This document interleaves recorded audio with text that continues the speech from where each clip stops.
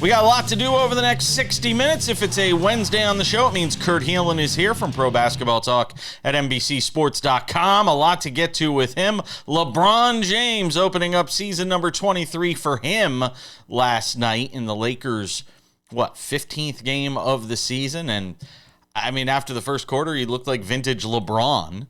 We'll get into that. Also, some news to get to from Major League Baseball as trades are starting to happen. Teams are starting to already shift and make moves with their rosters. We'll talk about that. Does Deion Sanders deserve another year at Colorado? He is arguing that he does.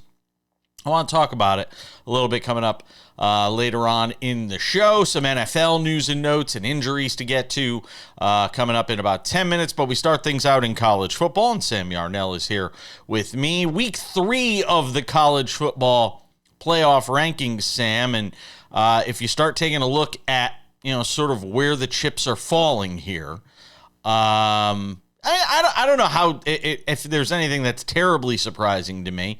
Ohio State, Georgia, Texas A&M, Indiana, your top 4 teams right now.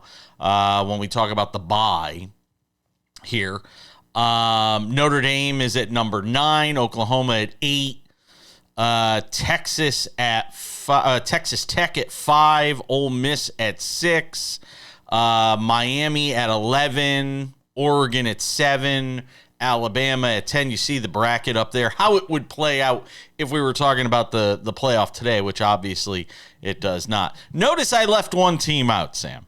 Notice I left the number 12 team in the bracket out because I think that one's the one that's probably going to be the most potentially volatile here over the final few weeks of the season. So I don't even know how crazy I'm going to go about it this week. But I want to get your overall opinion on sort of what we saw last night and as this thing continues to play out.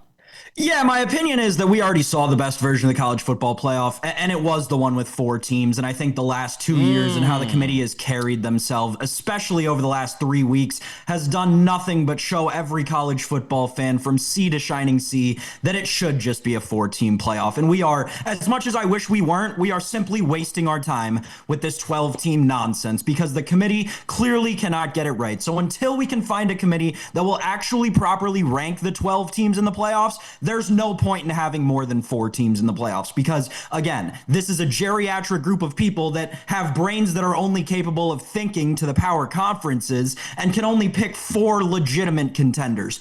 Even within the power conferences, and I guess throw the independents in there, the disrespect that Miami is catching as the assumed ACC champion, absolutely ridiculous. There is no justification, should they be the ACC champion, to put them over Notre Dame. There simply isn't. They lost to Notre Dame on a football field. But when asked about this, the committee said they weren't even comparing Notre Dame and Miami in terms of who would get a higher seed. Notre Dame has 2 losses against top 13 teams. Miami's 2 losses are against teams that don't fall in the committee's rankings. Here's the thing. You're putting in that 13th team that Notre Dame lost to. There's no way they can be a higher seed than Miami should both teams have the same record or Miami have 1 more win but no more losses, and they both make the college football playoff. It's nonsensical. I mean, obviously, we can get to the Tulane thing. I'm sorry to all the fans of the show in New Orleans and Louisiana as a whole.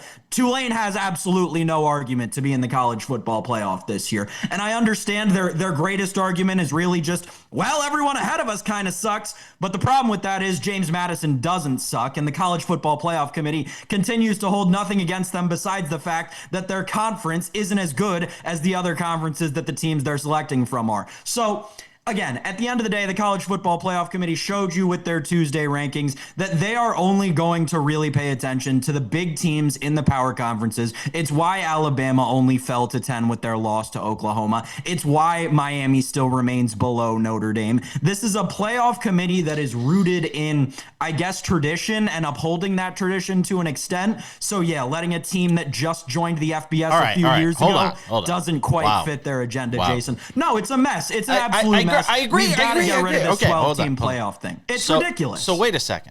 So you don't think jumping to 16 teams is going to be? You don't think jumping to 16 teams is going to sort of broaden the scope here? and allow for teams that you think are getting short shrift from smaller conferences because they are so zoned in on these larger conferences. You just think they're going to put more large conference teams Correct. in. I don't think, I know that is the case. There's precedent for that to be the case. Look at what happened when we expanded from 4 to 12 playoff teams, right? It's just basically become, all right, the SEC gets 5 teams, the Big 12 gets 3, and then between the ACC, or the Big 10 gets 3, excuse me, and between the ACC and the Big 12, we'll just kind of figure out the other 4 and not worry about anybody else. It has become a patently ridiculous thing. If we expand to 16 teams, okay, congratulations. So then the SEC just gets their own playoff every year instead of having one championship game. You know what's funny to me? You know, the NCAA men's basketball tournament, we live for Cinderella stories, and so often every year we get 1 or 2 of those Cinderella stories, maybe not as much last year, but yeah, it was a little more chalky, I think. But you get Cinderella stories, and it's almost as if the NCAA tournament for the men's basketball side, they want that. And it feels like college football is the antithesis of the NCAA men's basketball tournament. They don't want Cinderella stories. They want the blue bloods. They want the powerhouse teams in there. And it's kind of funny that you have these two, enormously popular sports and enormously popular tournaments and championships and things that we sit here and debate, and they are run so completely diametrically opposed to one another. It's something to study. Somebody far smarter than me will probably do a study on it, Sam. That's a great point, Jason. It's something I hadn't thought about, but you're exactly right. What makes the NCAA tournament so successful? It's when, what is that school a couple of years? St. Peter's goes on a run to the Sweet 16. Like, that is what makes college basketball so great and makes their postseason so enthralling. College football could learn a lot from that. Yeah. You're right. Yeah, it certainly could. If we're looking at, by the way, real quick in the final 30 seconds here, the rankings, or I should say the odds for this: Ohio State plus 185 on FanDuel, Indiana plus 500, Texas A&M plus 750, Notre Dame plus 950, Georgia and Oregon 10-1 and 13-1, respectively. That's what we got. Let's get to some NFL. Some injury notes to get to. Can the Texans do it again? They might have to this week.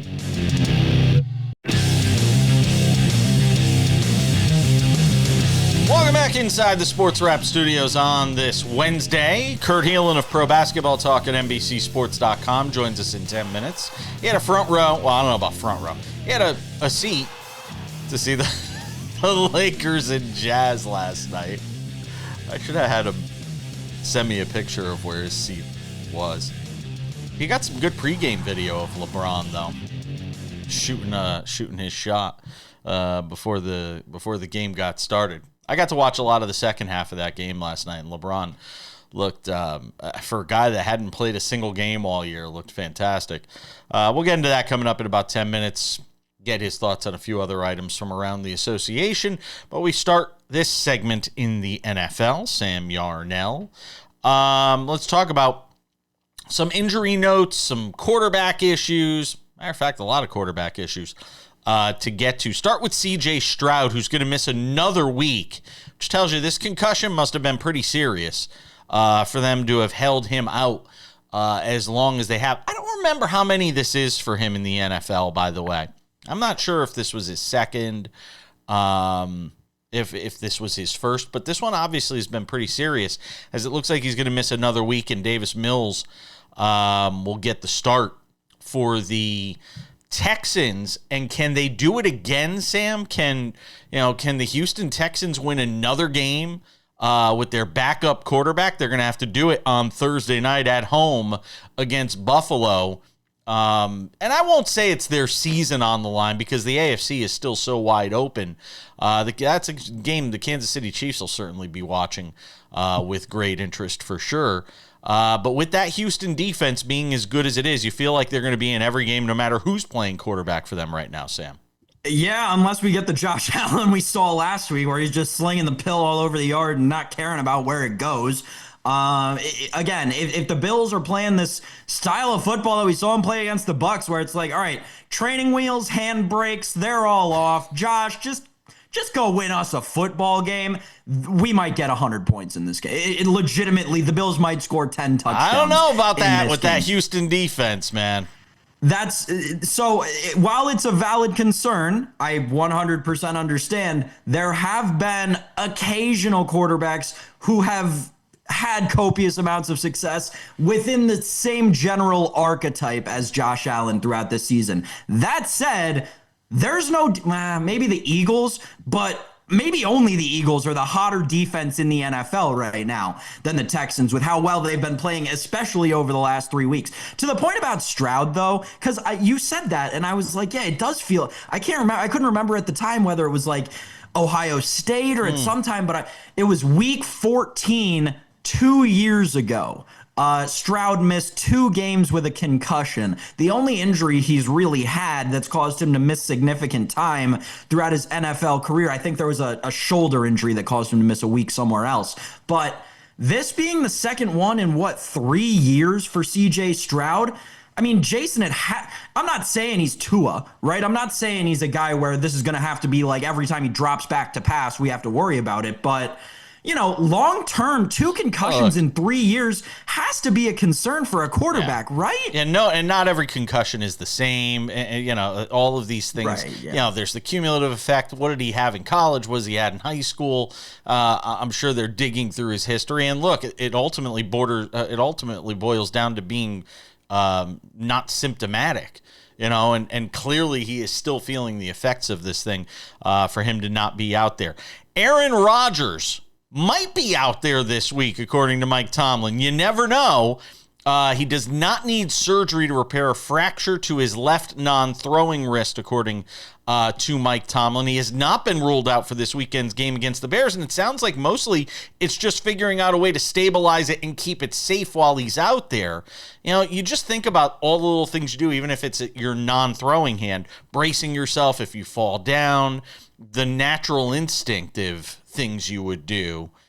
It sounds like there's still a lot of risk involved here that they have to figure out how to mitigate, Sam. Yeah, I don't think the risk is necessarily, Jason, it doesn't sound like from what Tomlin's saying, at least in the motion, it feels more like they're worried that something like last week is going to happen. He's going to try and catch himself. And, like you said, the wrist is a tough thing, right? It is. There are 1 bazillion little bones in here and stuff, and they all get shifted all over the place, and so many surgeries if it really does get messed up. So I don't know. But then again, it's a 40-whatever-year-old quarterback. Do you have time to err on the side of caution? No, you don't. And, their season sort of being on the brink because they could be a wild card team. They could also wind up being a division winner, and they could also wind up missing the playoffs here in Week 12. There's a lot of possibilities as it relates to this Pittsburgh Steelers team. One more I want to get to today, and that is, maybe 2 if we have time.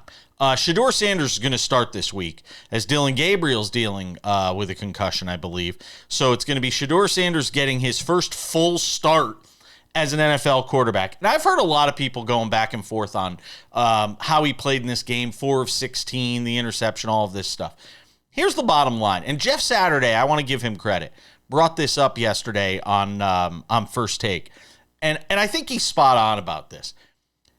This is as much on Kevin Stefanski and the lack of practice time that this guy has had with the first teamers, that the offensive linemen didn't even know the cadence on Sunday. They had never even heard the cadence of Shedeur Sanders with that offensive line. And you just expect them to go out there and play. And to people, the lay people that watch football, they're going to go out there and say, see, we told you, Shedeur can't play in the NFL. When the fact of the matter is, you have to know and understand the nuances that are going on here before you analyze what he did on the field. Getting thrown into a game when he doesn't get to practice with the first teamers. And again, I'm not here to carry water. I'm not doing, as Sam would point out, the Josina Anderson thing and carrying water for Shedeur Sanders, Sam. But the fact of the matter is, the guy's got to be given a fair opportunity to see what he can do with this starting job. Yeah, you're right. At the same time, there were glaringly obvious mistakes he was making that I don't care if you're going out there with a college team you've never played with before. There are just mistakes that you can't make at the NFL level as a quarterback that he was making. Listen, I don't think that this week is going to be as bad as last week by any stretch of the imagination. Shouldn't. You're playing against a worse defense. You, like you said, get more practice time with the first team. But I don't think Shedeur Sanders is an NFL quarterback. That is too early to certainly not say. what I think. It's too early. It's just too early to say. After year one of Bryce Young, we thought he wasn't an NFL quarterback, and look now in year 3. It's just too early, and that's what I think we're so quick to react on these things. And I don't know if Shedeur is going to get the kind of opportunity Bryce Young got. I suspect he's not. At least not in Cleveland.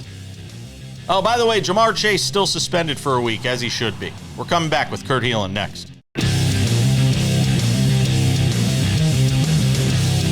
Welcome back. Every Wednesday on SportsWrap, I have the great privilege of being able to bring in our friend Kurt Helin of Pro Basketball Talk at NBCSports.com. Does a terrific job covering the league.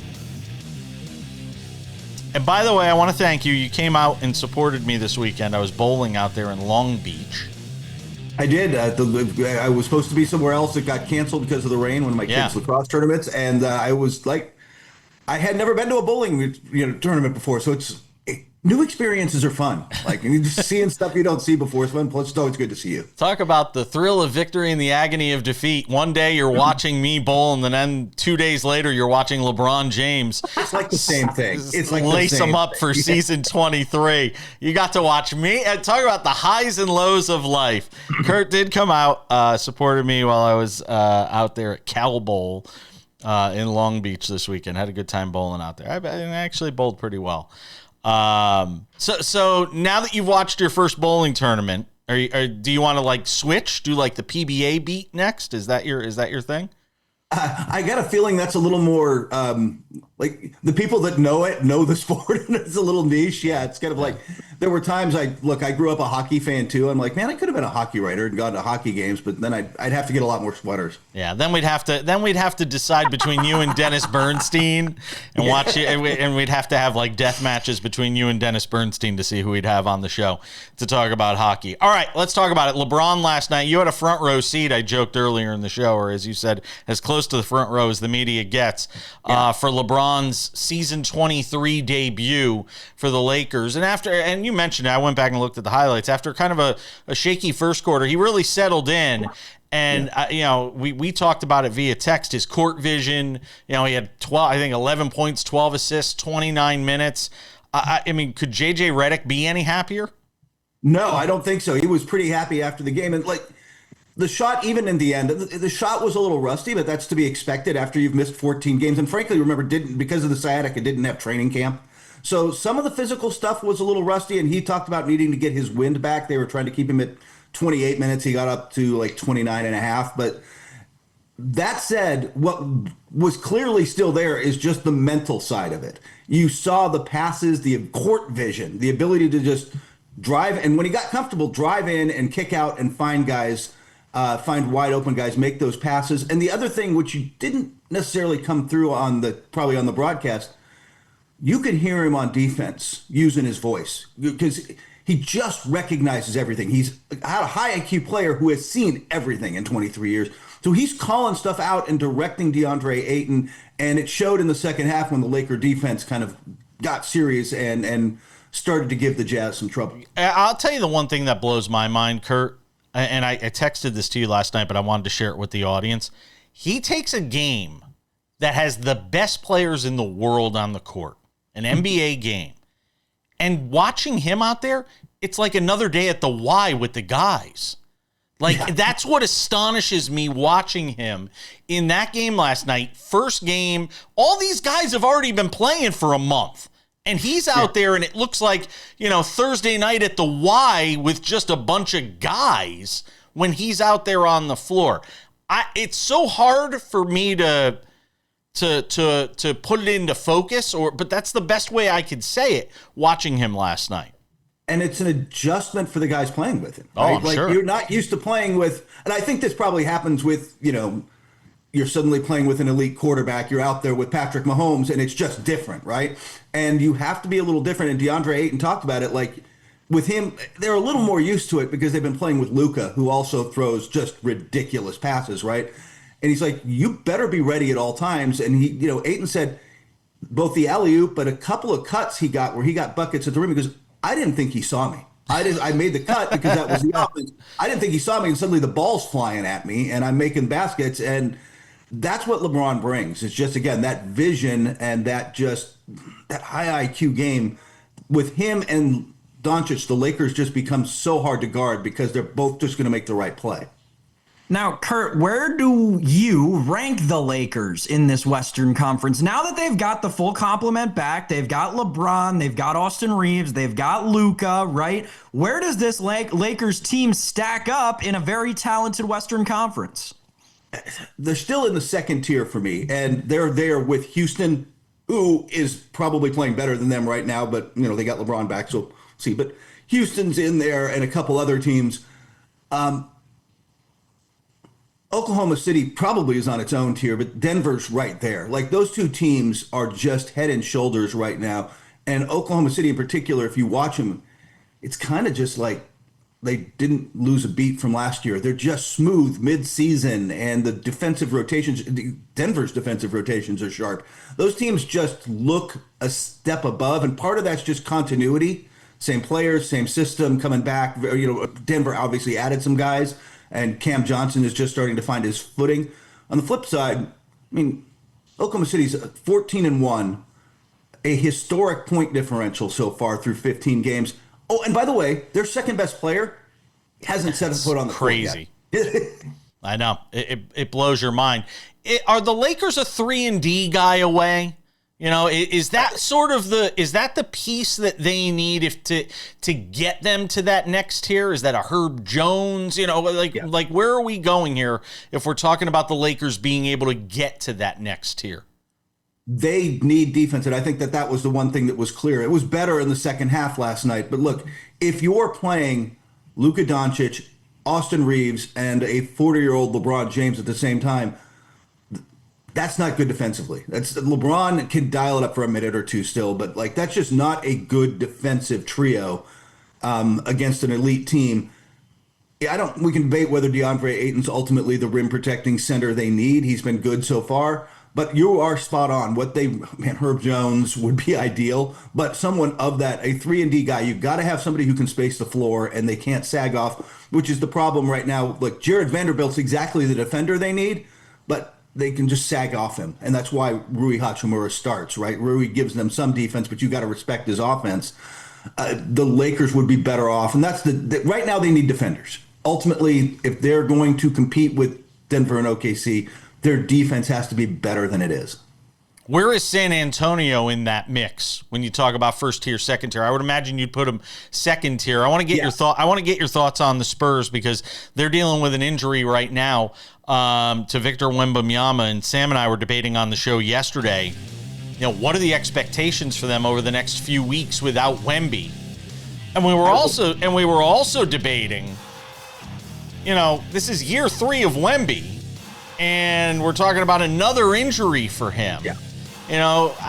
When does it become a trend versus just a one-off when we talk about these injuries? We're going to get into that as well with Kurt Helin of Pro Basketball Talk at NBCSports.com. He joins us on this Wednesday edition of SportsWrap.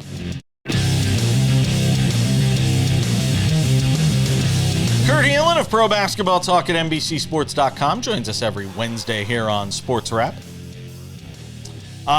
So we were talking about the Wemby injury. Going to be a few weeks. These calf strains are, they're tricky. They could lead to Achilles injuries and all that. But I'm more interested in the idea, or at least getting into the conversation about injury-prone Wemby and how difficult it's going to be for this organization to count on having him on the floor. And when you are talking about somebody who changes the game in such myriad ways, on a night-in, night-out basis, how much his presence on the court changes and how it changes everything you do offensively. Just when he sits for a few minutes during the game, you see the difference, let alone missing him for a few weeks, Kurt. Well, first off, I will say, just talking to people around the league, they think it's going to be closer to a month. It's going to be the Spurs are going to be incredibly cautious with their star player, but there is that concern. There is that. Look, we got to get him right. We got to get him healthy. I'm with you, by the way. I have them in the second tier. I think when healthy, they are in the mix with the Lakers, and I don't know that they're ready to beat the Lakers or even Houston right now. But wait a year, wait a couple of years. De'Aaron, and I think, by the way, they'll survive this okay, just because they've got De'Aaron Fox, and now Luke Cornett gives them a solid backup center. They'll be good enough to keep their head above water and not plummet during this, but they're not the same team. And the Wemby concern is legitimate. This, like you said, third year, he's going to miss time. And look, I had a conversation. This is where it is. I had a conversation with a scout last night saying, well, I assumed I was going to put Wemby as Defensive Player of the Year at the end of the season. We'll see how it shakes out. It's a little early to think about it, but who's next? Is it Chet Holmgren? Is it, Tyson Daniels? Who's next on that list? Because suddenly he's not going to get to 65 games. Oh, Sam's got one for you. Sam's got one for you. Look at him. Ready, Kurt? Ready? Yeah. I hope you're sitting down for this. Payson Wallace. Ooh, Payson Wallace. And it leads into the Thunder, which you mentioned earlier, and I wanted to get your perspective on this, specifically with relation to awards and the Thunder. Mark Dagnall, we've been talking, you talked last segment about how good the progression has been season to season for the Thunder. It looks like they haven't lost a step. Well, Mark Dagnall's pretty far down the line when you're looking at the current odds for favorite to win Coach of the Year. What does he have to do to win that award this year? Well, obviously send the media gifts. We all want no. No, honestly, his problem is that he won it, right? Was last year? Last year, right? But so back to back is rough. And I'll tell you right now, I haven't looked at the odds. My guess would be Eric Spoelstra's better be high on that list because of the way the Heat are playing. The style in which he is, a coach to go out and radically change to fit his personnel. Plus, Spo's been the best coach in the NBA for a while now, and one of them, and hasn't gotten one. In part because nobody was going to give it to him when he had LeBron and Bosh and Wade, right? When they were winning, like all those games. And so there'd be a body of work thing there that's something to watch as a bettor. I'm just telling you, like, that's a guy to watch. We'll see how this holds up and how that system holds up over the course of a season. But Dagnall should be there. He is not keeping a team focused and motivated and not having the human nature of, man, we got this, right? Not having that happen. Part of that's the locker room, but coach deserves a lot of credit for that. Former student manager at the University of Connecticut, by the way, Mark Dagnall. Eric Spoelstra, by the way, currently has the same odds as Mark Dagnall. So you bettors out there, listen to what Kurt's saying real closely. He's giving you some good insight. The favorite right now is JB Bickerstaff, Kurt, obviously because the Pistons are on this 11-game win streak atop the Eastern Conference. What do you put, now having seen 14 games of their season, 15 games of their season, what do you put the Pistons' chances of actually winning the Eastern Conference this year in a year where everyone says it's more wide open than it's ever been? Well, they're saying that because it's more wide open than it's ever been. First off, I think that is a legitimate thing. The Knicks are probably, I like the Knicks' playoff ceiling higher, especially if Mitchell Robinson's, they need Mitchell Robinson, and the Cleveland is right there. They haven't started fast, but I think they get there. Detroit, I think they feel like a player away, but I will tell you that the expectation almost, if not the buzz, is that come the trade deadline, Lauri Markkanen's going to be available and Detroit's going to go get him, and that's exactly what they need. They are, to me, one shot creator away, one more scoring, because in the playoffs, I can load up on Cade and make life difficult. And that leaves Jaden Ivey once he gets healthy. And there's guys you can roll into that a little bit, right? But you need another elite scorer. If you put Lauri Markkanen, especially his ability to work off the ball, but also create a little for himself, that would be a hand-in-glove fit for them. And then they're right there. Then to me, they are smack in the middle of this thing.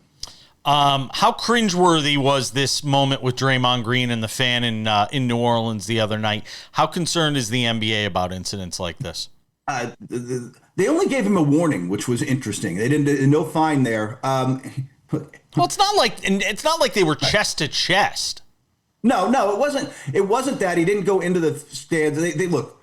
The media doesn't really. I mean, the league doesn't really like players. Man, those guys are paying money to get in the room. Like you don't want to mess with them. But there's a lot of players now willing to stand up for guys they think are crossing the line with what is being said about family or whatever. And often, honestly, that's what gets you. It's gets people in trouble. It's not. You can say what you want about the players; they've heard it all. But like you drag their family into it, and it's a very different game.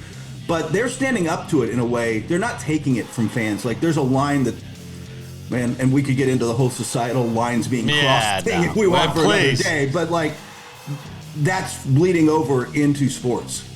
Kurt Helin, Pro Basketball Talk at NBCSports.com. I got another question I'm going to ask him. We'll use it as a bonus question. So look for it on YouTube Shorts later on. We're coming back. Welcome back to the show. Odds and Ends wraps it up in about 10 minutes. We did some college football to begin the show today, talking about the college football playoff rankings, the third installment of those for this season. There's another story in college football that I wanted to get to, though, and that involves Deion Sanders, the head coach at the University of Colorado, and something we've talked about at some length this season when we have Bill Bender on the show in particular, and that is the idea of whether or not Deion Sanders will be back next year. And so far, he's gotten a vote of confidence from the athletic director and the administration over there at Colorado with Ken Dillingham, basically saying that he's gonna get another shot next year, and Deion saying he deserves another shot for next year and that he can fix this thing. And Sam, I have to wonder this out loud, and I was thinking about this last night when I was putting this segment together, that when it comes to Deion Sanders, if you just strip the name Deion Sanders away and we say John Smith, coach of Colorado, and you look at what the Buffaloes have done now in almost 3 full seasons of the Deion Sanders experience, I don't call him by his nickname, by the way. You got to win something as a coach if you want to have a nickname as a coach. To me, if you strip away the name and just go through the resume of what he's done over the last 3 years at Colorado, I think the obvious answer here is he does not deserve another year at Colorado. He does not deserve another season. He's beaten no top 25 teams, I think, other than TCU, which he beat in game 1 of, I don't know if it was the very first game. I think it was the very first game he coached at Colorado. It might have been that he beat TCU. Other than that, show me the landmark wins for Deion in his 3 years at Colorado. You can't. Now, if you want to say the program's better off than when he found it, that's not a high bar. The program was in shambles. It was literally a steaming pile of cow dung when he took it over. So to say he made the program better in the time that he's been there isn't exactly a high bar. And I think even Deion would have to admit that in his heart of hearts. So the question I ask is, if he's there for 1 more year, why should we expect anything to change next year? And all you're doing, if you're Colorado, is just losing another year under Deion Sanders as your head coach. I'm just, like I said, I went through the resume last night, and I'm like, this guy doesn't deserve another year, Sam. Yeah, there's no justification for Deion Sanders getting another year. The reality of his coaching tenure is this: he's below 500, 0-1 in bowl games, has finished the season ranked inside the top 25 once when he was ranked 25th. So that doesn't really count. Here's the reality of Deion Sanders' coaching tenure, and I'm sorry this isn't just at Colorado. It goes back to Jackson State, but that's not really the point of this conversation. It's definitely the tenure of his time at Colorado. He rode the coattails of one good player. He had one player who was better than most college football players at that time in Travis Hunter. And he rode his coattails all the way to the, small amount of success that you could get off of having one of the best college football players in the nation on your team and surrounding him with essentially no talent, which is what happened at Colorado. I'm sorry, it's true. There was one NFL talent on any side of that field, and it was Travis Hunter, and he wasn't even a first round talent, but that's a conversation we have to wait until next year to have. Deion Sanders not being able to not only build the program the way that he promised when, he came in and put the Instagram handles on the back of all the practice jerseys and promised that this was going to be a perennial college football playoff contender. Obviously, those fell flat on their face because, again, he was experienced at a level where you could ride the coattails of one unicorn all-pro level player, right? But when you get to the power conferences and you get to the Big 12, such is not the case. And you can really only ride that player to a 9-4 season and a bowl win or a bowl game loss because that player won't play in the bowl game. Again, we will look back on the Deion Sanders coaching tenure for many things, right? Developing Travis Hunter, right? His battle with his illness, right? What he turned Colorado into. But the reality of the situation is Deion Sanders, quite frankly, was never cut out to be a Power 5 Division I head football coach, and he's shown you that over the last 3 years at Colorado. It's remarkable. I was just looking back and doing my research on this. Stephen A. Smith in January said that Deion Sanders was the thing that could turn around the Dallas Cowboys. I wonder if he'd like to revisit that statement. I'm just curious.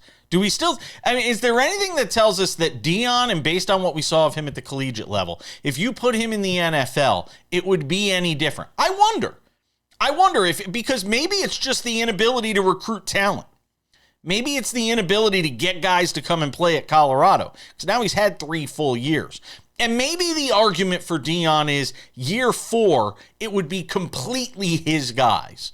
That by the time you get to year 4 in this thing, it's completely in his mold, completely in his image. Maybe that's the argument for a year 4 of Deion at Colorado. But I do wonder if he went to the NFL with already, where you have a GM that's responsible for bringing in talent, where you have scout and talent evaluators who are handling the draft and all that, and all Deion was a coach.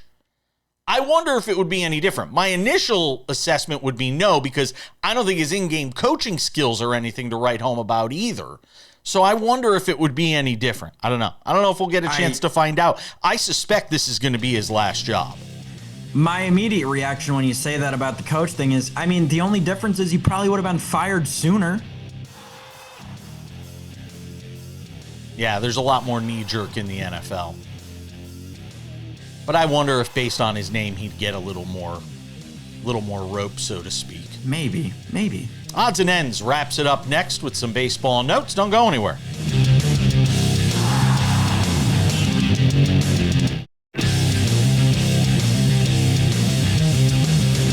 Just about time to put the wraps on this baby for a Wednesday.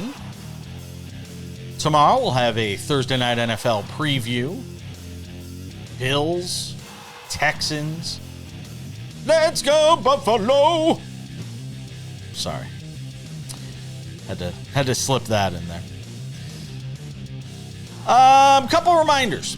First of all, if you haven't done so yet, make sure to subscribe to the Sports Wrap with Jason Page podcast. It's available on all your favorite podcasting platforms: Spotify, Apple Podcasts, YouTube Podcasts, iHeartRadio, TuneIn, Odyssey, Amazon. Anywhere you get a podcast, you can listen to this show, audio only, Monday through Friday on your favorite podcasting platform. We also have the Sports Wrap with Jason Page YouTube channel, which we have worked hard to curate the best possible content for you. We have the show there Monday through Friday available for you, 45 minutes commercial free. We also have Sports Wrap Shorts. If you have not checked these out yet, you get 2 or 3 of them every day surrounding the biggest stories in sports. We've got it covered for you there. Lane Kiffin yesterday appeared on Pat McAfee. We had immediate analysis and let you hear in his own words what he was saying regarding the possibility of coaching somewhere else next year. We broke that down for you. LeBron James performance last night. We had a SportsWrap short for you on that. They're available on our YouTube channel, SportsWrap with Jason Page YouTube channel. Also available on TikTok, SportsWrap Jason Page. Available on Instagram, SportsWrap Jason Page. Easy as that. Go and check those out today. And without any further delay, ladies and gentlemen, time for some odds and ends. Odds and ends, Sam Yarnell. Some notes from Major League Baseball, where the Baltimore Orioles made the first big trade of this offseason, dealing Grayson Rodriguez to the Angels for Taylor Ward. Sam Yarnell, you say what? This team can't get out of its own way. The Baltimore Orioles, man, they are just, and you know, as a diehard Washington Nationals Hello, fan, Masson. doesn't necessarily pain me to say this, but I mean, this franchise, just as soon as you think that they're going to be perennial contenders, they just can't stop throwing up on themselves for years. So horrible trade. If you're the Orioles, here's what you're doing. You're selling low on Grayson Rodriguez at a time where he suffered a lot of injuries very recently after being a very highly regarded prospect. And then not only are you selling low on Grayson Rodriguez, you're buying high on Taylor Ward, who had his first breakout season finally last year after being a letdown his career up to that point. So, an absolutely perplexing move from the Baltimore Orioles organization, an organization that famously hates pitching. If you pitch, the Orioles hate you. They just don't like you. So it makes a little more sense when you think about why they would have moved on from Grayson Rodriguez from that perspective. But again, for an organization that claims that they're trying to win and compete for division titles, I'll tell you, this is certainly not how you do it. Kind of feels like when the Toronto Blue Jays went out and got Anthony Santander in last offseason. Talk about buying high, and we saw how that turned out for them. Just a thought. Yankees get back Trent Grisham on a qualifying offer he decides to accept. I was shocked. I don't think anybody thought Trent Grisham was going to wind up back with the Yankees next season, but he does. Tigers do the same with Gleyber Torres. Brandon Woodruff back to the Brewers. And Shota Imanaga, all getting their qualifying offers on Tuesday. They go back to those teams in 2026. Salaries of $22 million. The Grisham one surprises me, Sam. I thought he was going to land somewhere else for sure. Yeah, the Grisham one's the most surprising. The Torres one is the least surprising. Torres, you understand, wants to bet on himself based on his career trajectory, finally going up since he got out of New York. The Grisham thing is absolutely, it makes no sense. This is a guy who's late in his career, now taking a bet on himself. Yeah, not a great idea, especially when you're doing it for the New York Yankees, a team that'll bench you before anybody else will, right? So, perplexing decision from Trent Grisham. I get you want the $22 million check for this year, but I'm just telling you, somebody would have paid you 60 over 4, right? Somebody would have given you that kind of money. Maybe you wouldn't have been in New York, but that shouldn't matter. You're Trent Grisham. You should just be thankful that people forgot about that play from San Diego in 2019. He's only 29. I mean, he just turned 29 years old. He's not that old, Sam. Exactly. He's 29, accepting qualifying offers. That is the perfect spot. Hey, get your bag, enjoy your 30s, have a kid in a city that's not New York. I mean, life was handing itself to Trent Grisham, and he didn't take it. Maybe he loves New York. And also, here's the other thing. The grass isn't always greener on the other side. Protection in that lineup. You know, wherever he hits, he's got protection around him. You're not guaranteed that if you go and sign with Kansas City next year. You're not guaranteed that if you go sign, with just name, fill in the blank with whatever team. You're not necessarily guaranteed that sort of protection. Maybe that has something to do with it. Maybe it's actually wanting to have a chance to win a World Series because he is 29. You don't know how many more opportunities you're going to get at it. Not to say you're going to have a chance to win a World Series with the Yankees the way they're being run these days, but all the same, I mean, it's $22 million is still a lot of money.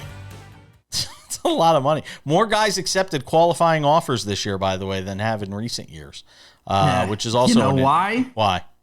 Because the lockout's coming. Yeah, I was reading about that yesterday. They all want to get their one-year deals while they can, because they don't want to have contracts that go beyond when the lockout happens. Could happen. I'd still be shocked if baseball found a way to shoot itself in the foot right now, given all the success it had in 2025. But owners, players could be at loggerheads on the issue of a salary cap. We got to go. Thanks to Kurt Helin. Thanks to you, Sam. We'll see you all back here on Thursday. Hi there. I'm Jason Page. You like what you're watching? Subscribe. We've got SportsWrap shorts on this channel. We've got the show. We've got clips from the show. What else do you have to do? You probably follow a lot of other things that aren't half as they're not half as exciting as this show is. So what are you waiting for? Click the subscribe button, follow the channel, watch the content. Bye.